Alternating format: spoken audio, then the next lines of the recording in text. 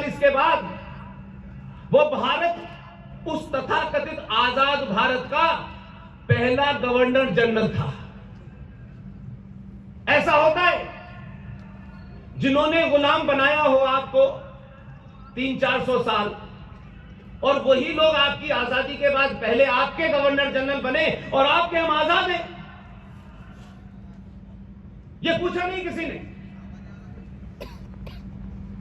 1946 में एक चुनाव हुआ।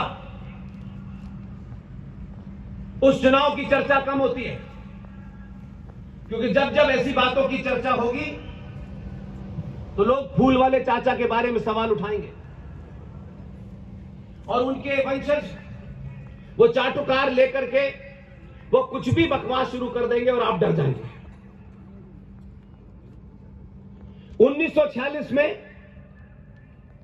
कांग्रेस पार्टी को अपना अध्यक्ष चुनना था। मौलाना आजाद जो मक्का में पैदा हुए थे 1888 में, 1902 में भारत आए थे, उस वक्त कांग्रेस पार्टी के अध्यक्ष थे। क्योंकि नए अध्यक्ष का चुनाव होना था तो उन्होंने इस्तीफा दे दिया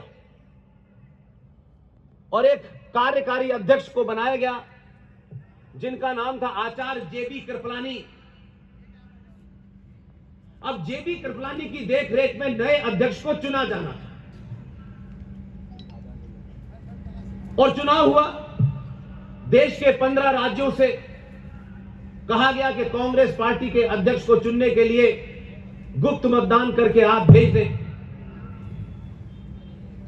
15 प्रांतों ने वो अपना अपना मत दे दिया। यकायक आप लोगों में और हम लोगों में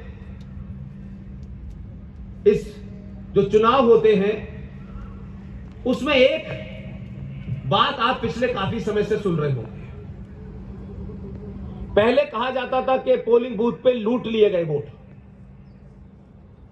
अब ईवीएम आ गई है तो जैसे ही ईवीएम सही रिजल्ट देती है तो लोग कहते हैं ईवीएम हैक कर लिए।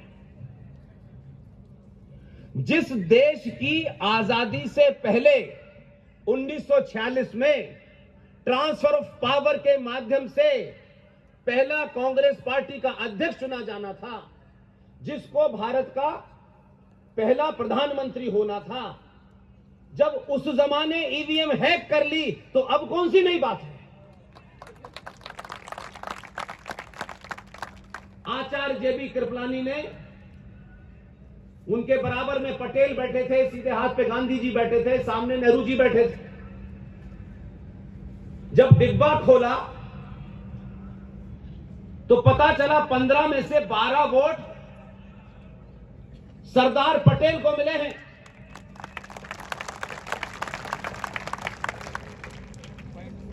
एक वोट पट्टाभी सीतारमन को मिला, एक उनको खुद मिला। अब कमाल की बात देखिए, हम जब यहां सुनते हैं कि ईवीएम हैक कर ली गई तो ये सुनते तो हैं, लेकिन किसने हैक की ये पता नहीं चला। लेकिन 1946 में ईवीएम किसने हैक की इसका नाम पता है आपको, और खुल्लम खुल्ला हैक हुई। जब वोट खुल गए तो महात्मा गांधी, महामहात्मा गांधी, अति महात्मा गांधी, आदरणीय महात्मा गांधी, देश के खोते हुए राष्ट्रपिता हमारे ऊपर बिना बताए हमारे पिता बनने वाले महामहात्मा गांधी ने, आदरणीय गांधी जी ने, सम्माननीय गांधी जी ने, मैंने इतने सम्मान इसलिए लगाए हैं कि यहाँ की सरकार को ये न लगे कि गांधी जी की शान में गुस्ताखी हुई।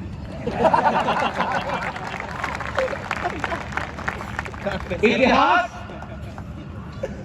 किसी को माफ नहीं करता है। इतिहास में आप हजारों झूठ पढ़ते हैं, लेकिन यह ध्यान रखिए, इतिहास में जिन सचों को दबा दिया जाता है, लोग समझते हैं कि कभी पता नहीं चलेगा। सच की एक प्रवृत्ति होती है कि सच को जितना गहरा दबाया जाता है, सच कभी ना कभी उतनी ही ताकत से बाहर निकलता है। इसलिए मैंने अपने शुरू में कहा, ये पूरे देश में, पूरी दुनिया में सच बोलने और सच सुनने का समय है। ऐसे में भारत के सनातनी हिंदू गलती ना करें कि फिर दोबारा से झूठ सुने। महात्मा गांधी ने खुल्लम खुल्ला कहा, नेहरू तुम्हें एक भी वोट नहीं मिला, पटेल को 12 मिले हैं, लेकिन इस सब के बावजूद गांधी ने जेबी कृपलानी को चिट्ठी लिख के दी और कहा सरदार पटेल से कि तुम इस चुनाव से विड्रॉ कर लो। सरदार पटेल के चेहरे के ऊपर थोड़ा तनाव था और उन्होंने पर्ची पढ़ने के बाद वापस कर दी कृपलानी जी को। कृपलानी जी ने उनको दी, महामानव को। उसके बाद उनकी समझ में नहीं आया कि वो एक एजेंडे के तहत काम हो रहा था, और उस एजेंडे के बारे में उनको पता था। उन्होंने दोबारा पर्ची भेज करके कहा सरदार से कहो इस्तीफा दे दे। सरदार एक कद्दावर आदमी था, वो चाटुकारों की लाइन में नहीं था। सरदार पटेल ने इस्तीफा दे दिया